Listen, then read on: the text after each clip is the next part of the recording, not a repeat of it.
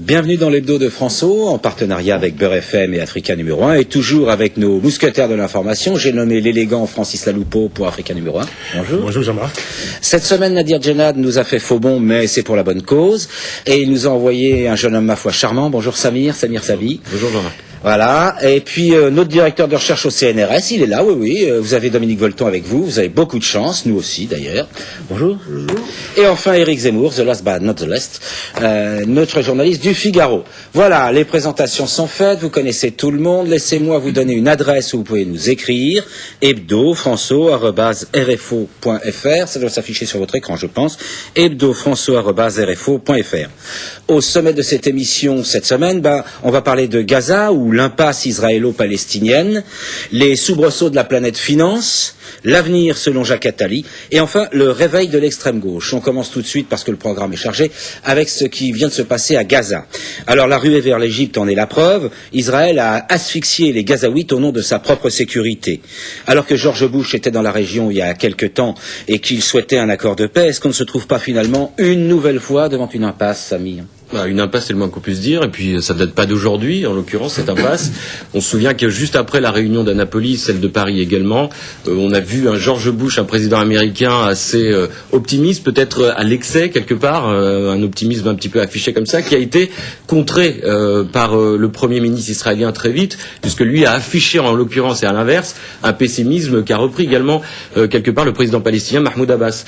Aujourd'hui, ce qui se passe, c'est qu'il y a 1,5 million d'habitants en Palestine, à Gaza précisément. 700 000 d'entre eux déjà ont passé la frontière égyptienne après la rupture de ce mur. Et effectivement, cette pression du gouvernement israélien sur cette population n'a fait que créer un drame pratiquement humanitaire. Solution pour l'instant. Et la solution est compliquée puisque on voit bien qu'aujourd'hui, ce que cherche également le gouvernement israélien, c'est à impliquer de manière presque forcée l'Égypte pour s'impliquer donc dans ce chantage sous-jacent. Absolument. Et le Hamas y joue également. Alors justement à propos du Hamas, Francis Laloupeau, est-ce que cette façon de faire d'Israël ne renforce-t-il pas le Hamas à Gaza? Oui, alors que c'est l'effet contraire qui est recherché par Israël, c'est justement d'impliquer le Hamas pour que le Hamas soit rendu responsable de la situation actuelle. C'est d'ailleurs la position des États-Unis, en l'occurrence. Bon, vous disiez à l'instant que George Bush était très optimiste après donc Annapolis.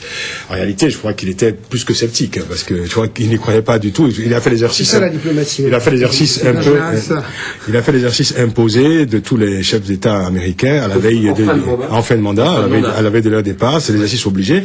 Mais cette fois-ci, on sentait quand même une grande morosité dans cet exercice parce que la situation était suffisamment tendue et tu vois, les services de renseignement américains savaient très bien qu'il y avait une nouvelle explosion en vue, d'autant que le Hamas était radicalisé entre-temps. Je crois qu'il faut surtout émettre un sentiment de désolation face au spectacle que l'on voit, parce que le spectacle de notre âge où on voit des dizaines, de centaines de milliers de personnes se ruer vers Rafah, passer la frontière, se ruer sur les produits de première nécessité, cette manière un peu d'affamer une population, de le couper de tous les biens de première nécessité, notamment l'électricité, l'eau, etc., ne peut pas continuer à laisser indifférent une communauté internationale qui malheureusement s'habitue à ce spectacle. Est-ce qu'il est possible aujourd'hui d'assister de manière impuissante à ce spectacle, considérer qu'il y ait des dizaines, des centaines de milliers de personnes qui soient sacrifiées pour une cause dont on cherche, l'issue, et dont l'issue est toujours imprenable, parce que cela fait des années. Est-ce qu'il y a une fatalité à cette impossibilité constante, maintenant presque convenu, de résoudre ce conflit, qui est quand même un conflit, qui n'est pas différent de ce qu'on a pu voir au Kosovo, par exemple. Je vais rebondir sur ce que vous venez de dire, Francis. Éric Zemmour, est-ce que c'est une fatalité, ou est-ce qu'il faut attendre les élections américaines? Est-ce que je pose ma question autrement. Est-ce que finalement un nouveau président des États-Unis aura plus de poids que celui-ci, puisqu'on sait bien malheureusement que le poids des États-Unis vis-à-vis d'Israël est essentiel? Oui, je ne pense pas, moi. Je ne pense pas que les Américains soient si déterminants que ça, que l'on dit. Je pense que les problèmes sont plus profonds que ça. Je pense que Israël asphyxie Gaza parce que Israël prend un bombardement quotidien venu de Gaza qui a vidé une ville comme Sderot, et que la solution classique dans n'importe quel coin du monde, ça serait une offensive militaire pour réoccuper Gaza et pour détruire tous ceux qui leur tirent dessus. Or, ils ne se l'autorisent pas parce qu'ils sentent bien que médiatiquement, la fameuse communauté internationale, comme dirait Dominique, ne le permettrait pas et donc ça les arrête. Et donc ils essaient de trouver une autre solution de repli, si j'ose dire, qui est l'asphyxie. Maintenant, il y a un problème à Gaza qui est un problème lourd. C'est la peste ou le choléra. Et absolument. Mais ils sont dans cette situation-là.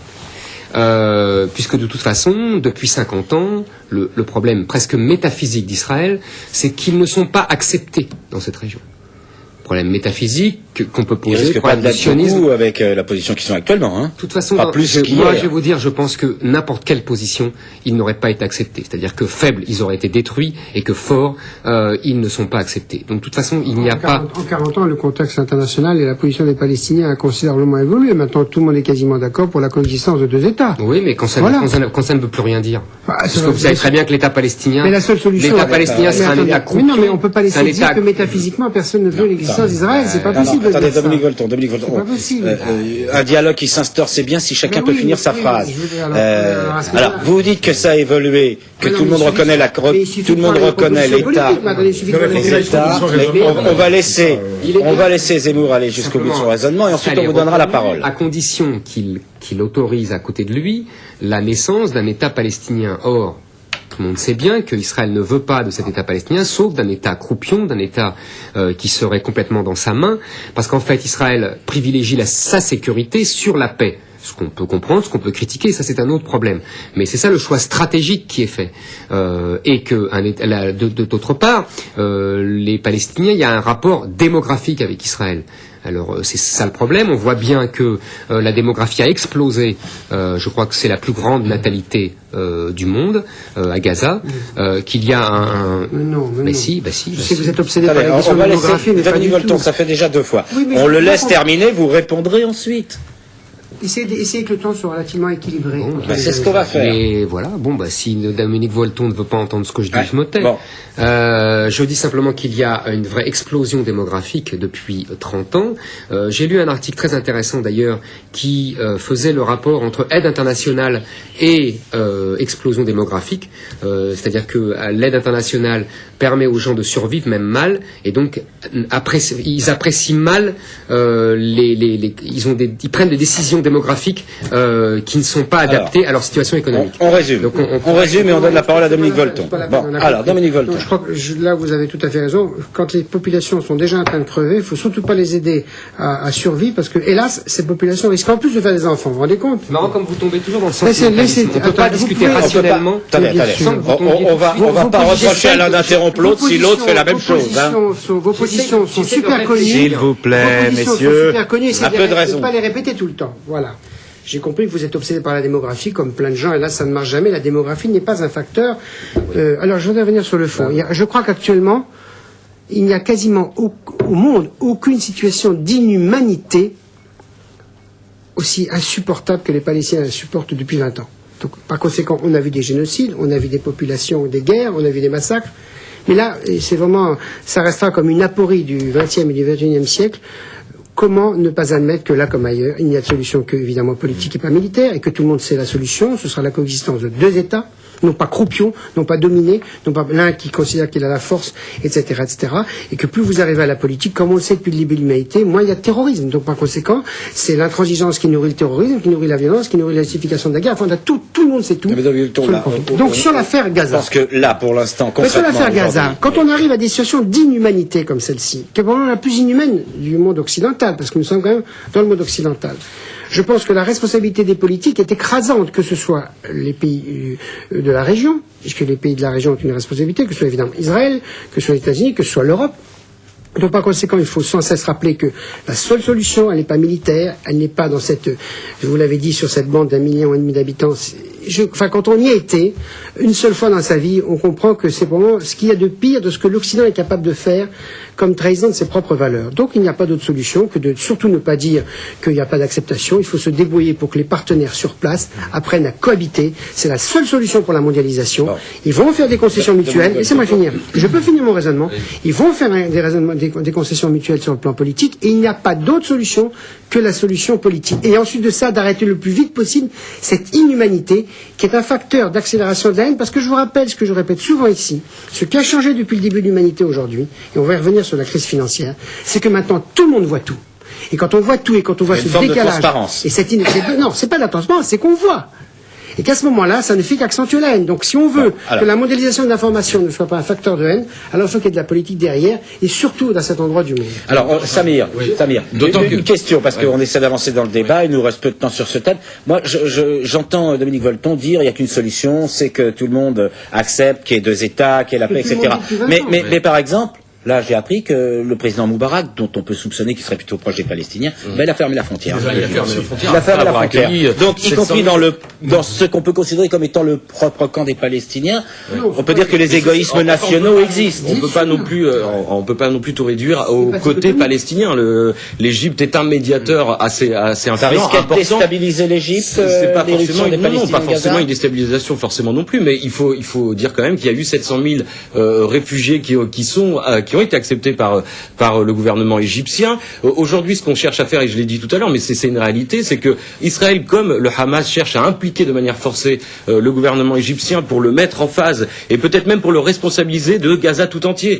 On se demande même si finalement, on en avait entendu parler brièvement comme ça, et Ehud Olmert avait soulevé cette idée avec le président américain de se demander si finalement on ne pourrait pas créer un État palestinien en coupant Gaza, c'est-à-dire proposer aux Palestiniens d'avoir un État palestinien coupé sans Gaza.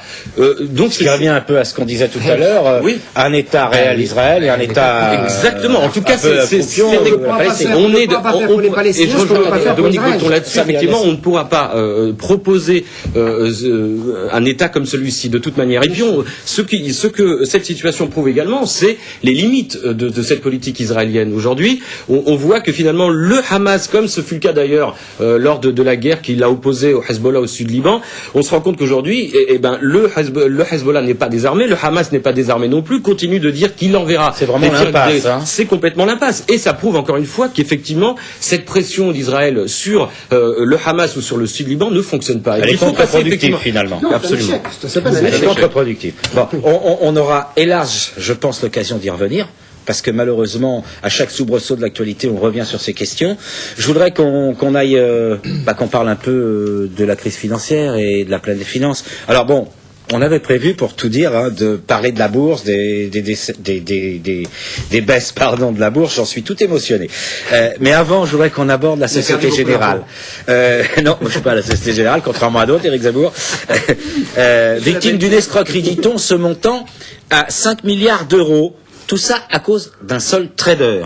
Un seul, de 31 ans. Alors moi j'ai envie de poser la question à Francis. Ça vous paraît plausible ou ça ressemble à un compte pour enfants destiné à masquer des pertes plus importantes dues au subprime par exemple? Un compte pour enfants, je ne sais pas, mais en tout cas, d'abord, vous savez, l'affaire du trader qui serait responsable de cette débâcle est remise en cause depuis quelques heures, parce que on soupçonne la Société Générale de chercher un bouc émissaire pour essayer de s'en sortir un peu de frein, enfin de masquer en tout cas une sorte de semi-faillite.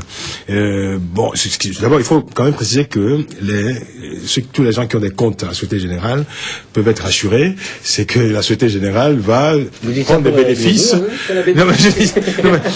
Ce sont les bénéfices des actionnaires qui vont combler donc ce trou de 5 milliards.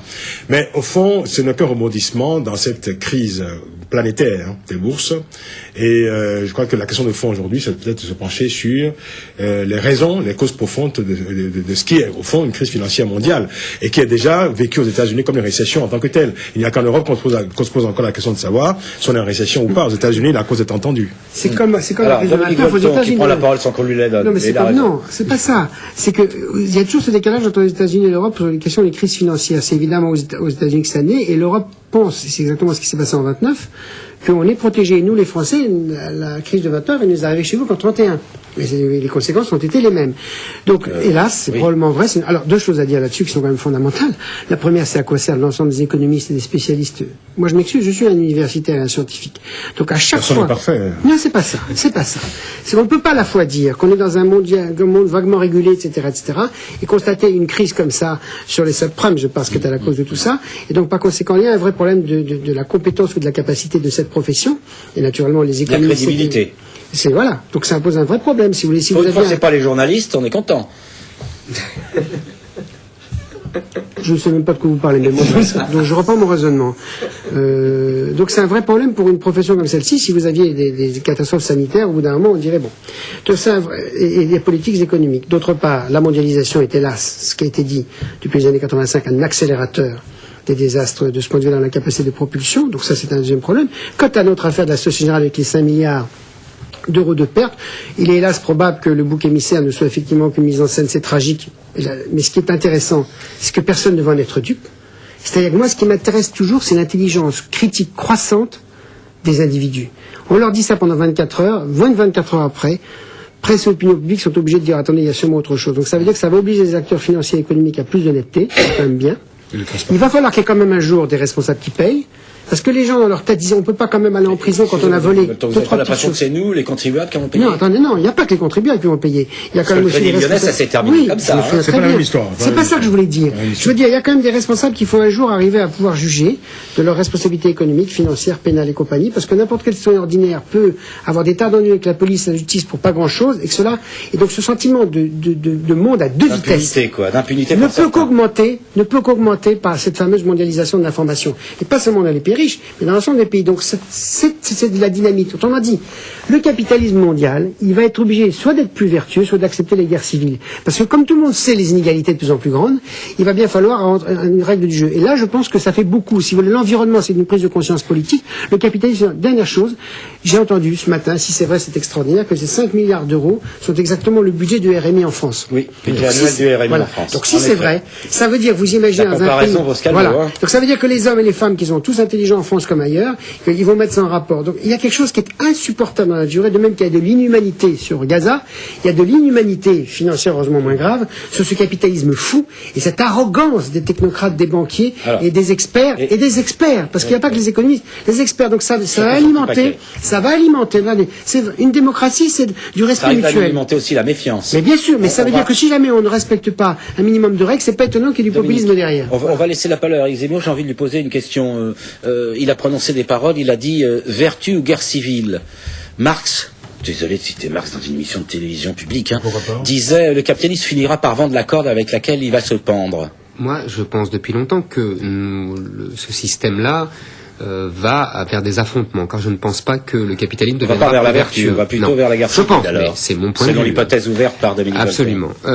Moi, ce que je voudrais reprendre, c'est les affrontements. Quel type d'affrontements? Des affrontements, des affrontements des intérieurs, extérieurs, etc. Des guerres civiles, des guerres à l'extérieur, enfin entre pays. Je pense que le système est en train d'imploser pour des tas de raisons, pas seulement. Mais je suis la logique pour une fois de Dominique Volton. Je pense pas que le système va devenir plus vertueux. Je pense au contraire que là, qu'est-ce qui se passe? Il faut qu'il soit vertueux. Voilà, sinon, il faut. Non mais vous dites qu'il faut qu'il soit vertueux. Il ne croit pas que ça arrive. C'est pas un désaccord. Voilà. C'est pas un désaccord. On laisse finir Eric Zemmour. Je pense aujourd'hui, qu'est-ce qui se passe, c'est que les Américains veulent exporter la crise, selon la phrase de Joseph Stiglitz, qui le dit très crûment. Donc, vous savez, c'est la vieille phrase des Américains, le dollar est notre monnaie et c'est votre problème. Donc là, c'est toujours la même chose. Ça, c'est le premier élément. Les Américains veulent exporter. Oui, parce on peut pas dire ça. C'est pas moi. C'est un système global.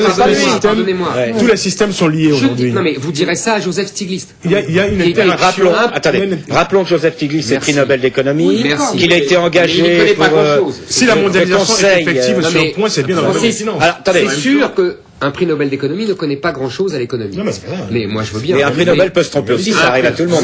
Même Einstein s'est trompé. Absolument. Non, mais ce que je veux dire, comparaison n'est pas raison. C'est que je veux dire, c'est que c'est pas complètement mécanique. C'est qu'il y a des stratégies. C'est tout ce que je voulais dire. Bon, il y a aussi mais bien sûr.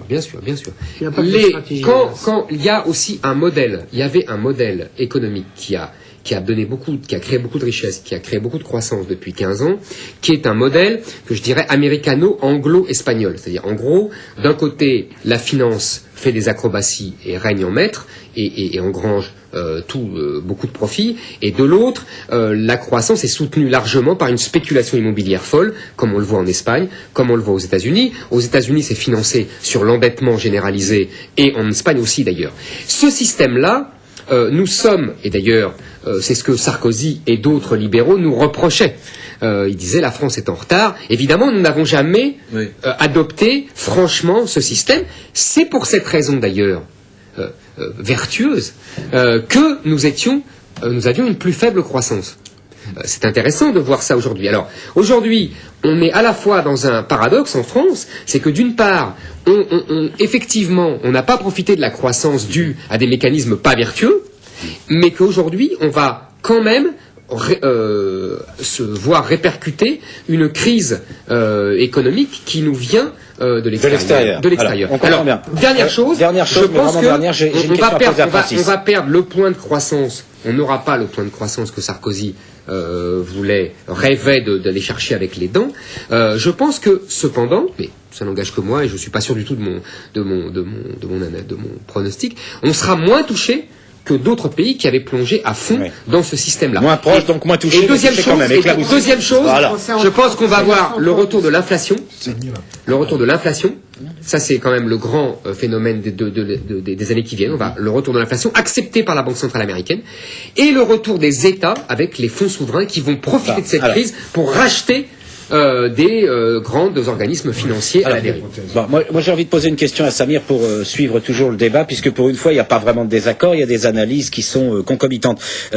On a vu que d'un côté la Fed, la Banque centrale américaine, soutenait les banques américaines, et de l'autre côté Jean-Claude Trichet de la Banque européenne, lui, refuse de baisser le crédit. Est-ce qu'on n'est pas dans une situation très difficile, parce que quel que soit celui des deux qui ait raison, le simple fait qu'ils ne fassent pas la même chose ne peut qu'amplifier la crise.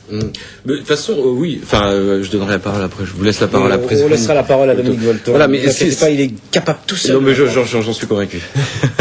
Donc, en fait, oui, ça va de soi. Mais il y a et là, je rejoins Éric Zemmour là-dessus. Effectivement, c'est qu'il y a une évidence. Aujourd'hui, par exemple, cette réunion de Davos, mais qui reste informelle de toute manière, mais l'accent sur quelque chose d'assez étonnant cette année, comparé, par exemple, à l'année dernière où c'était un petit peu plus show business entre guillemets. Cette année, on accepte l'idée de toute manière, lors de cette réunion, qu'il y a un vrai problème, que le système économique américain est complètement remis en cause. On nous annonce, et de manière presque évidente, qu'il y aura une récession aux États-Unis, et que peut-être même pire, on traverserait, suite à cette récession, on connaîtrait une dépression. Ce qui fait finalement, et à Davos, selon les rapports qui sont tombés juste après l'ouverture de cette réunion, c'est que le constat est fait, les grands économistes, les grands ministres, etc., affirment effectivement que ce régime doit être remis en cause. Et qu'on rentre finalement dans un nouveau régime, en tout cas c'est ce qu'ils proposent également, dans un nouveau régime qui serait multipolaire, qui prendrait comme base de soutien des pays dits émergents comme l'Inde par exemple, ou la Chine, ou même le Brésil, pour en faire... Il y a 15 ans, vous étiez jeune, moi je le suis un peu moins, il y a 15 ans on nous disait que c'était le Japon. Hein. Oui, alors l'Inde et la Chine sont des agents aussi de ce grand système. Complètement. Ils ont permis la baisse des salaires dans les pays riches. Si on respecte notre temps, il nous reste à peine une minute.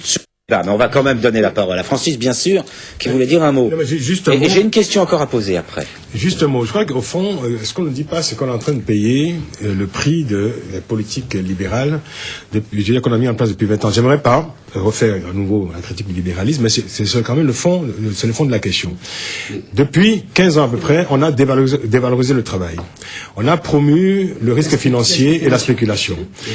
Cela a des conséquences. Et ces conséquences, aujourd'hui, c'est pour ça que je parlais en fait de ce lien mondial, global, qu'il y a entre tous les systèmes financiers qui existent. C'est-à-dire qu'il n'y a pas aujourd'hui, la BNP en France, elle est liée forcément à toutes les bourses aux États-Unis ou ailleurs.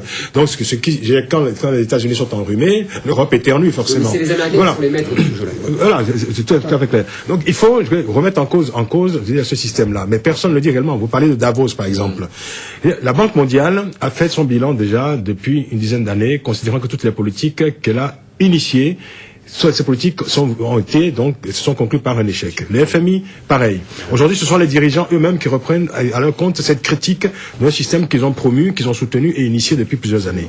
Alors, il faut peut-être aujourd'hui faire une sorte de mise à plat, je veux dire, parce que les états généraux, je dirais, de la finance internationale, peut-être aussi en mettant en place des systèmes de contrôle beaucoup plus efficaces, et peut-être, vous parlez de vertu. La vertu, c'est aussi retrouver aussi, je dirais, le rôle régulateur de l'État. C'est-à-dire que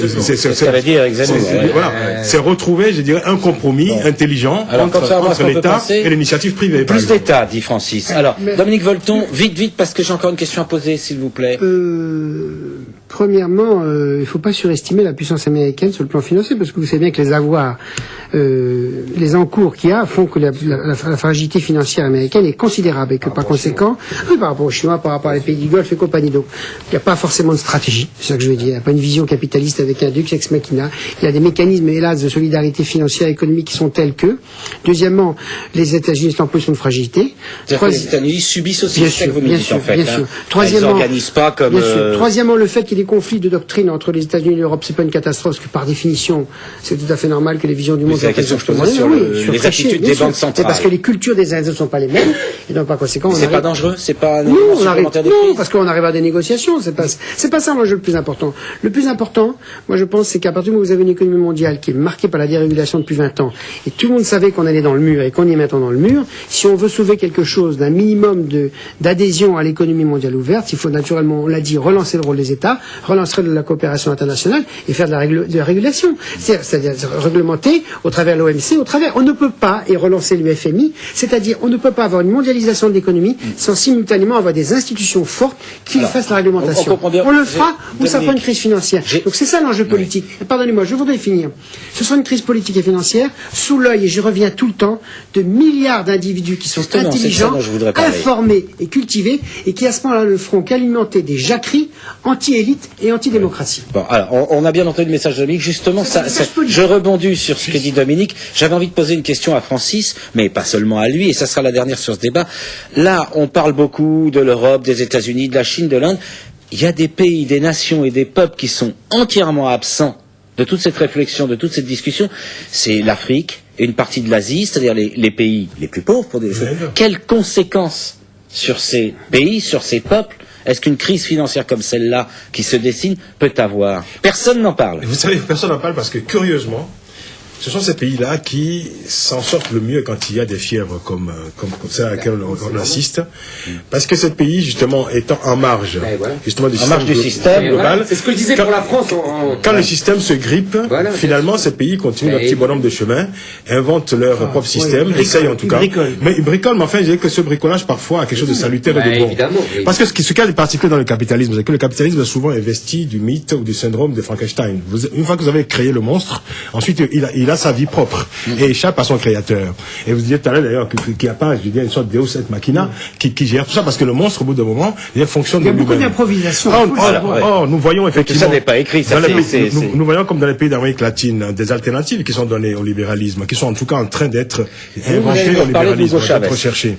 Je parle notamment de Hugo Chavez pour dire qu'il n'y a pas de fatalité, qu'il y a une vie au-delà du libéralisme et qu'il y a aussi une possibilité de trouver ce... Il y a du pétrole. Mais vous savez, il y a beaucoup de pays... Attendez, parce que... Il y a beaucoup de pays en Afrique notamment qui ont du pétrole, mais qui n'initient pas les mêmes politiques comme celles qu'on peut trouver au Venezuela, par exemple.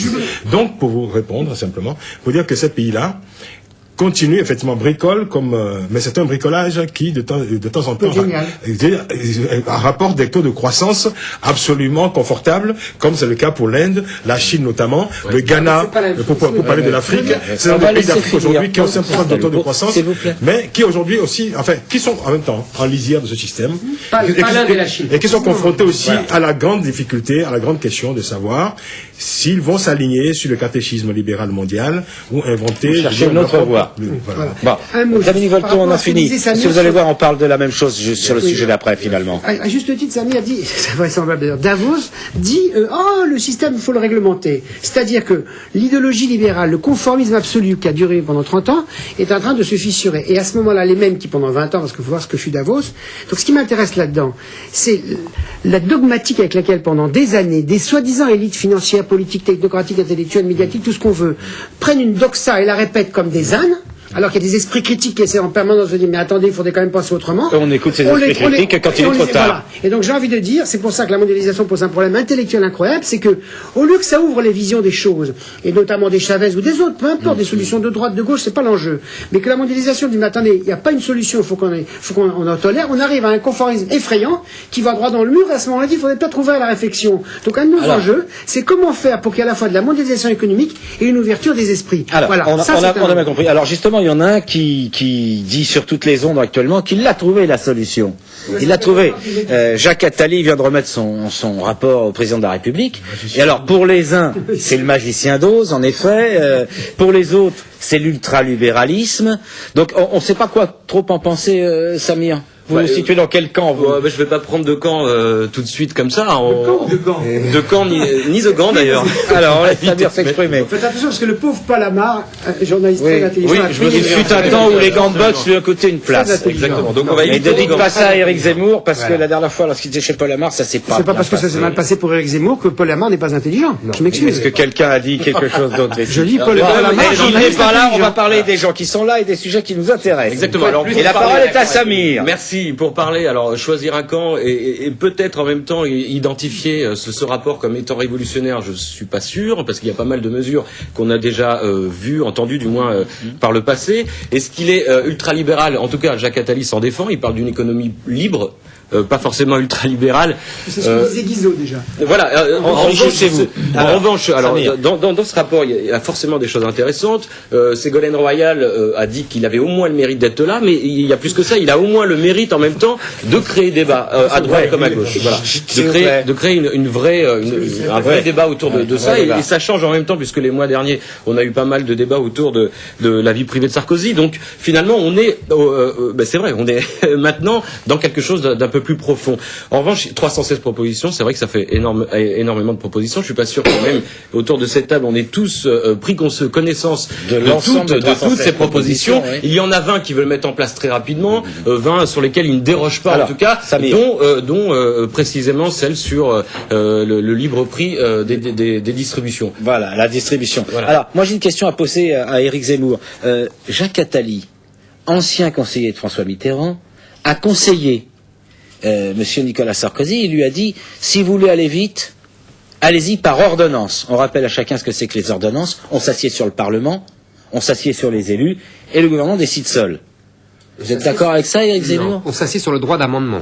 Parce que c'est les élus qui délèguent le droit au gouvernement. C'est subtil comme différence. Dominique Volton, on va laisser Éric Zemmour répondre à la question. Non, mais de toute façon, c'est une discussion qui d'après moi est oiseuse, puisque de toute façon, sous la Ve République, il est décret entre les mesures de rationalisme parlementaire et le fait mars 68, les ordonnances sur la sécurité sociale. 67, oui. Et quelques mois après, on sait ce qui s'est passé. Mais il n'empêche que le Parlement, on s'assoit dessus sous la Ve République. D'ailleurs, il y a une polémique très intéressante, là, qui vient de se réveiller entre Claude Goasguen, député UMP du 16e arrondissement, et Attali. Goasguen disant c'est la dictature des experts, c'est le gouvernement des experts, et Attali lui rétorquant Goasguen préfère peut-être le gouvernement des imbéciles. Il y a une vraie discussion au-delà de ce festival de bons mots entre eux, évidemment, une espèce de technocratie qui veut imposer un modèle et des députés qui essayent de faire passer du charnel et du démocratique là-dedans. Et puis mais moi je pense leur lobby. Moi je pense les taxis, les pharmaciens, les notaires. Bien sûr. Mais je pense qu'Attali, c'est des électeurs. Je pense qu'Attali, si vous voulez, c'est l'aboutissement de la logique économiste qui doit prévaloir sur tout. Moi, je suis très frappé par ça. Vous n'avez pas l'air très convaincu, frappé, mais pas très convaincu, apparemment. Non, mais c'est un mode de raisonnement que nous connaissons depuis maintenant 30 ans, et c'est le bout du bout, c'est ce rapport Attali. C'est-à-dire que rien n'existe, ni l'équilibre social, ni l'équilibre de la nation, ni, vous voyez, c'est l'aménagement du territoire, tout ça. Qu'est-ce qui reste? Tout ça est nié. Il ne reste que l'économie, que l'obsession de la croissance. Quand il dit, par exemple, que il faut supprimer les autorisations pour les pharmacies, Sarkozy lui-même On a été choqués et lui a répondu, mais qu'est-ce que vous faites du rôle d'aménagement du territoire dans les zones rurales des pharmacies et tout est comme ça, que ça soit pour l'immigration, la disparition des départements, c'est une logique etc. poussée à son extrême. C'est une logique économiste poussée à son extrême. Une dernière chose qui m'amuse, parce que ça c'est un petit point comme ça, ceux qui Attali propose la disparition du département pour une gestion plus rationnelle. Sarkozy a écarté déjà. Voilà.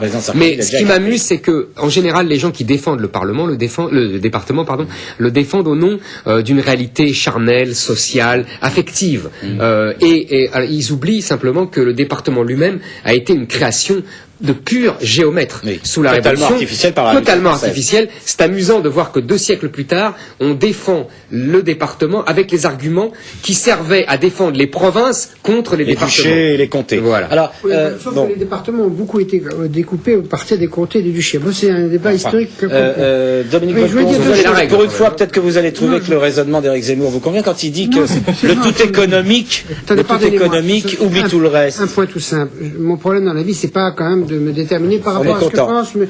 Non, puis je voudrais bien arrêter ça. Merci. Alors, on vous écoute. J'essaie de vous le dire depuis plusieurs fois, mais vous avez du mal à... Premièrement, c'est pas 350 mesures. Je trouve que c'est assez modeste, minable. Finalement, il aurait pu en faire 2200. C'était quand même plus intelligent. Donc là, en ça, je trouve que la commission a quand même été un peu faible intellectuellement. Donc je trouve que 350, c'est modeste. Voilà. Vu l'intelligence accumulée. La deuxième chose, et ça c'est un vrai problème de fond qu'a soulevé Zemmour, c'est que nos démocraties ne peuvent exister qu'avec un équilibre 2 tiers, 1 tiers, pour aller vite, 2 tiers de politique, 1 tiers d'expertise. Et la politique, c'est l'élection. C'est une des phrases intelligentes que disait Mitterrand. Vous voulez faire de la politique, faites-vous élire. Et donc, par conséquent, tous ces technocrates, tous ces experts, tous ces universitaires, tous ces princes du conseil, qui pensent qu'ils sont très intelligents, qui n'ont aucune vision de la société ou une vision de la société complètement dichotomique. Eux sont modernes et les autres sont idiots. C'est catastrophique dans la durée. Parce que le problème de la démocratie, c'est qu'il faut qu'il y ait l'adhésion de la majorité et de l'opposition. Si vous avez une logique d'expertise qui, au bout d'un moment, s'arroge le monopole de l'intelligence et de la vision de l'avenir, en traitant de corporatistes, de réactionnaires, de lobbyistes, tous ceux qui défendent des représentations, c'est catastrophique pour la logique démocratique. Donc, on ne peut avoir une logique d'expertise, quel que soit son statut technocratique, financier, scientifique, universitaire, médiatique, qu'à la condition qu'elle soit modeste et qu'elle soit un contre-pouvoir par rapport à la logique politique. Si vous avez l'inverse... C'est quand même les élus qui décident. Attendez, mais non. La commission ne fait qu'un rapport. Non, le raisonnement actuel d'un président de la République qui est à peine élu nomme X commissions qui travaillent, avec X technocrates, X experts, qui tous pensent à chaque fois qu'ils vont inventer la roue et l'eau tiède, et qu'il faut remonter ça aux politiques.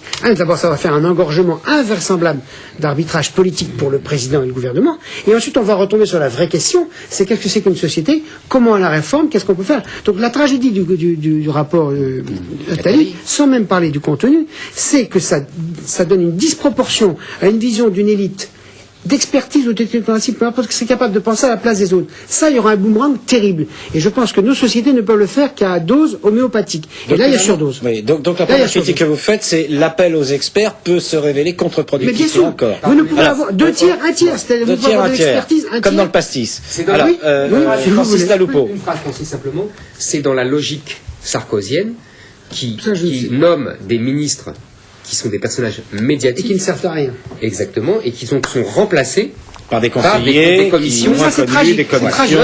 En tout cas, c'est dans une logique depuis 8 mois. Est-ce que quelque part, on va assister à l'effacement du politique au sens... Non, il y aura un retour du politique violent. Il y aura automatiquement un retour politique. On est loin des propositions de la commission Attali, mais pourquoi pas, Francis? Non, mais j'aurais pu... Ce qui est important, c'est le cadre et le contexte. Les propositions, on a le temps d'en reparler. J'aurais pu dire dans mon propos ce que vient de dire Eric, c'est vrai, c'est bien dit, et j'y adhère totalement. Bah écoutez, il y a beaucoup de choses intelligentes qui ont été dites, hein, comme dirait Dominique Breton, autant d'intelligence accumulée. Vu la conclusion qu'il en tire, je ne sais pas si c'est très bien de dire ça. Non, mais c'était très utile. Et je dirais la différence entre un Est-ce que ça vous ennuierait pas de laisser la parole à Francis Taloupeau? Parce que je vais distinguer expert et scientifique. Je vous en prie. Je vous en prie. Je vous en prie, Francis. Non, mais écoutez, difficile de rajouter, mais je vais juste apporter ce sentiment que peuvent ressentir tous les gens qui dans les faubourgs ou dans les campagnes ont voté pour Nicolas Sarkozy, qui ont quand même voté après avoir écouté Nicolas Sarkozy faire une campagne électorale pendant plusieurs mois sur la base d'un programme. D'ailleurs, on disait que c'était le programme le plus structuré, le plus clair, le plus convaincu. Et les gens ont voté donc sur ce projet-là. Et Nicolas Sarkozy, une fois investi, disait: je ne vous trahirai pas, j'appliquerai strictement et scrupuleusement ce programme sur lequel j'ai été élu.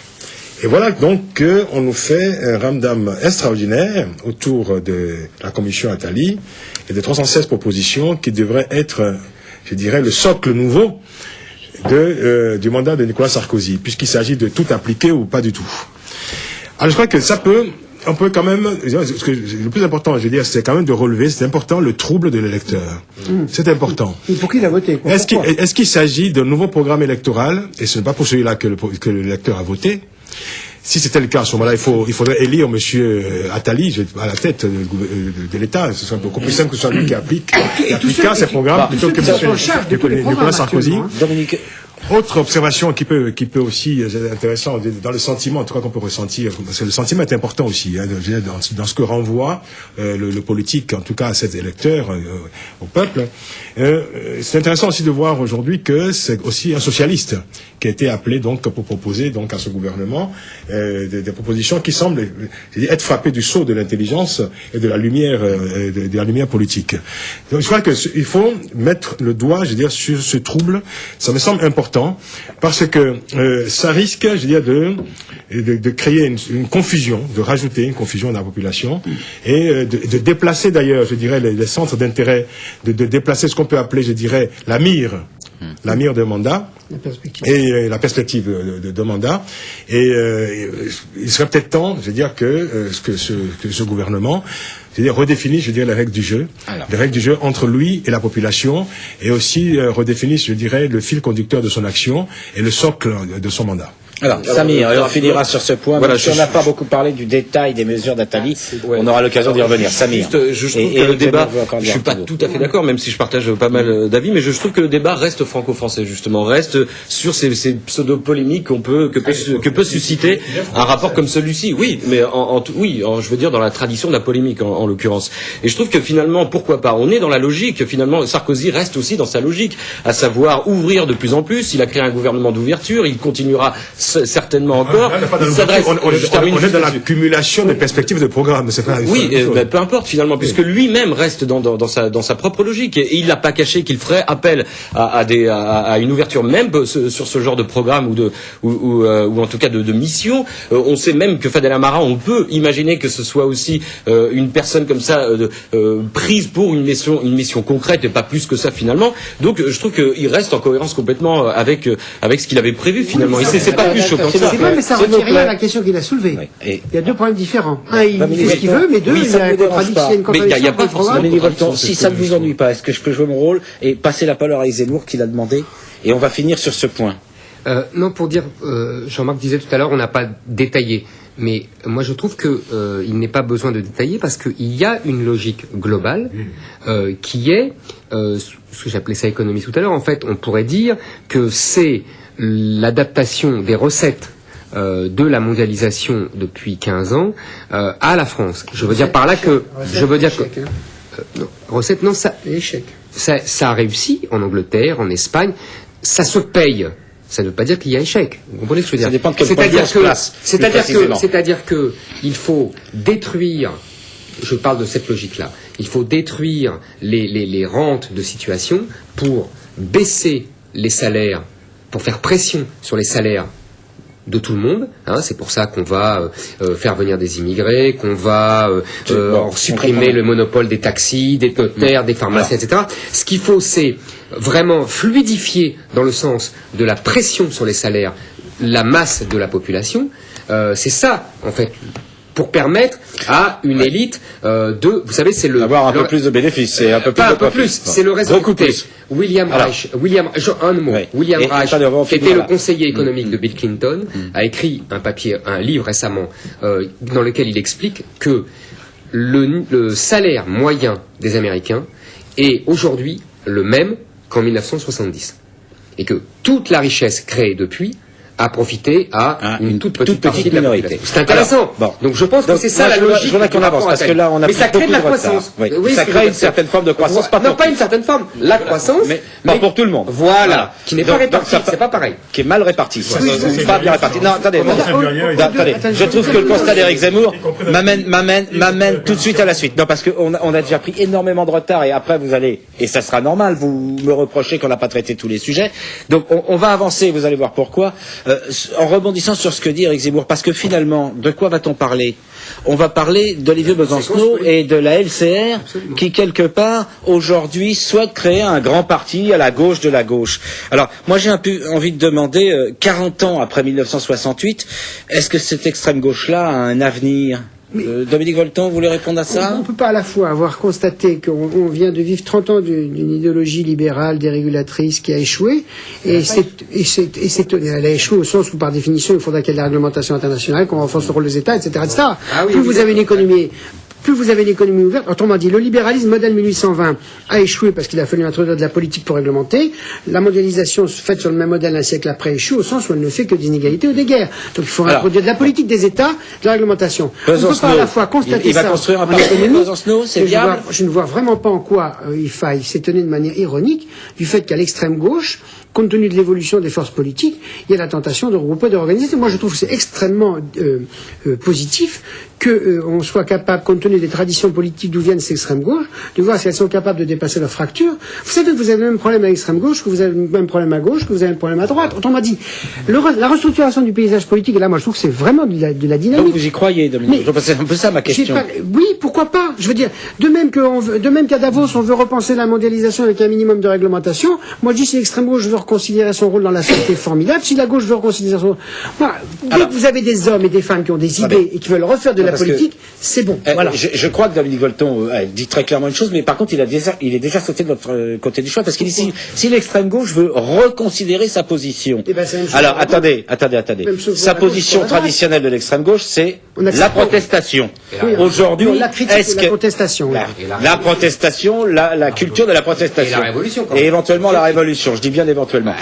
Maintenant, la question, est-ce que en construisant ou en proposant de construire un grand parti des déçus de la gauche, il faut pas qualifier. Attendez.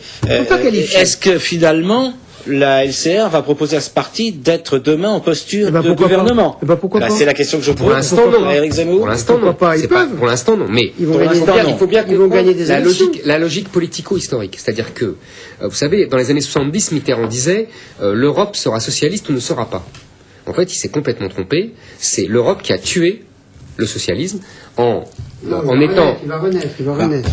S'il renaît, c'est donc que quelque part on l'a... Il est mort. Comme toujours dans l'histoire. On va laisser Éric Zemmour terminer. Non, il faudrait quand même que chacun essaie de laisser l'autre aller au bout. On peut pas dire que c'est l'Europe qui a tué le socialisme. Le socialisme est une idée qui est plus ancienne que le socialisme, quand même. On peut pas dire ça. L'Europe a tué le socialisme, c'est-à-dire que... On peut tout dire. Bah oui, merci. Il nous reste 5 minutes. Je vais très vite. 5 minutes d'émission. L'Europe, en étant le cheval de Troie de la mondialisation libérale, a obligé tous les partis socialistes à devenir libéraux sociaux à la manière de Blair. Le dernier à résister était le français, parce qu'il a toujours un décalage à gauche par rapport à l'Europe. C'est toute l'histoire depuis le 19e siècle. Et ce socialisme français, lui aussi, est obligé de s'adapter à cette nouvelle donne. Donc il ouvre un boulevard à gauche. Moi j'ai pensé... Et il meurt. Et il meurt parce que Sarkozy est un libéral social aussi. Franchement, je ne vois pas de différence aujourd'hui. C'est une appréciation. Voilà, c'est un point de vue. Donc là, il y a un boulevard qui s'ouvre. On le voit en Allemagne. Avec Oscar Lafontaine. Avec Oscar Lafontaine. Il n'est pas neuf, Oscar Lafontaine. J'ai pas dit qu'Oscar Lafontaine était neuf. Pour que tout le monde comprenne, s'il vous plaît. Oscar Lafontaine est un ancien du SPD, du Parti social-démocrate allemand, et il a construit un parti qui s'appelle la gauche. Voilà. Traduction française. Et qui est en fait la réponse social-démocrate au fait que le Premier ministre allemand avait transformé la social-démocratie en parti social-libéral et en adaptant l'Allemagne à la mondialisation libérale. On comprend bien. Donc, vous êtes en train de dire qu'il y a une place qui se libère à gauche. Exactement. Voilà. Faut résumer. Voilà. On va demander à Samir. Oui, la question qui se pose maintenant, c'est effectivement alors ce nouveau parti qui devrait prendre naissance visiblement après le Congrès. Voilà, après le Congrès, qu'est-ce que on va découvrir, qu'est-ce que ça va être que ce parti finalement? Est-ce que ça va être un parti de gauche d'opposition forte? En même temps, il va falloir peut-être revenir pour Olivier Besancenot et pour son entourage sur des réalités. Il va falloir prendre en compte le fait qu'on soit dans une économie de marché concrète, que le capitalisme est bien là. Or, si c'est pour retrouver un LCR bis, ça ne sert strictement à rien. En tout cas, je vois pas comment il pourrait concrètement, à moins qu'il serve finalement à servir la majorité en ce moment, qui serve. C'est-à-dire que le faire-valoir de Sarkozy deviendrait entre Sarkozy et Besancenot, évidemment. Bon, alors attendez, il n'y aura rien au milieu. S'il vous plaît. Il y a une chose, c'est que Francis Laloupeau voulait s'exprimer, et ensuite je donne la parole à Dominique Volton. Il nous reste 3 minutes d'émission. Alors, Francis. Dominique trépigne. Non, j'allais juste dire que, au fond, la nature ayant horreur du vide, quand on voit l'état du Parti Socialiste aujourd'hui, on peut dire que le Parti Socialiste est en train de créer un boulevard pour ce parti qui va se créer. Et ce parti... C'est-à-dire qu'apparemment, excusez-moi, mais tout le monde y croit autour de la table. Personne ne pense à l'échec possible. Non, mais la question n'est pas d'y croire. La question c'est que... ce parti sera créé, ça c'est un fait. Voilà, c'est ça. Maintenant, quelle est la destinée de ce parti, ça c'est une autre histoire. Ouais, d'accord. D'ailleurs, pour l'instant... D'accord, non, mais c'est pour que tout le monde comprenne. Pour l'instant, son destin électoral est encore hypothétique, puisque, il me semble que Olivier Besancenot ne va pas se présenter à Neuilly, par exemple, pour les municipales, par exemple. Donc, la question, je dirais, de la conquête du pouvoir n'est pas encore au rendez-vous. Je crois que pour l'instant, c'est un parti qui, avant tout, sera des fédérations des mécontentements. Qui seront coagulés au sein. On revient à l'histoire de la protestation, de la contestation. C'est un mouvement contestataire, éventuellement révolutionnaire, qui va suppléer, je dirais, médiatique, qui va suppléer à l'atonie de la gauche socialiste actuelle. Et je crois qu'au fond, ce qui se passe là doit interpeller avant tout le Parti socialiste et éventuellement le Parti communiste accessoirement. Le Parti socialiste doit se sentir interpellé pour, je veux dire, simplement retrouver, assumer sa responsabilité qui est parce que il faut quand même indiquer qu'aujourd'hui nous avons à l'Assemblée nationale un groupe socialiste qui est très fort numériquement. Et il y a cette contradiction extraordinaire, ce paradoxe extraordinaire entre ce groupe numériquement fort du PS à l'Assemblée nationale et l'atonie politique de ce PS. Alors, et c'est à cela que, heureusement, la nature ayant horreur du vide, Besancenot donc répond, et c'est très bien parce que ça crée la dynamique, ça entretient la dynamique démocratique. Bon, alors, on donne Dominique Volton, mais vite, parce qu'il nous reste une minute d'émission, et me dites pas que je vous interromps encore. Non. Deux choses. La première, il faut jamais qualifier des forces politiques, quelles qu'elles soient, des forces qui rassemblent des protestataires ou des contestataires, parce que c'est exactement le vocabulaire classique de la science politique.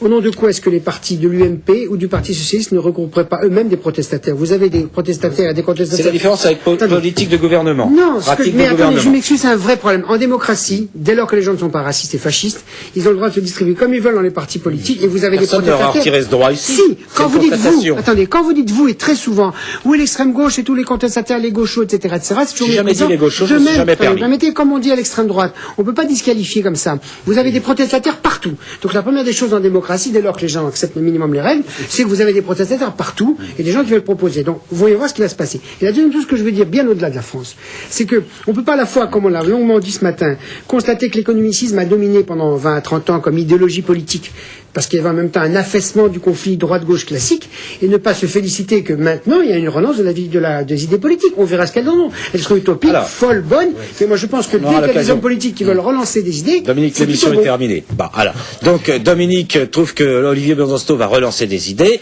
On verra bien ce qu'il en a, mais il n'est pas le seul. À l'UMP aussi, dit-il. Bon, on va essayer de se quitter. On se retrouve la semaine prochaine, même heure, même lieu. Merci de votre fidélité et à bientôt.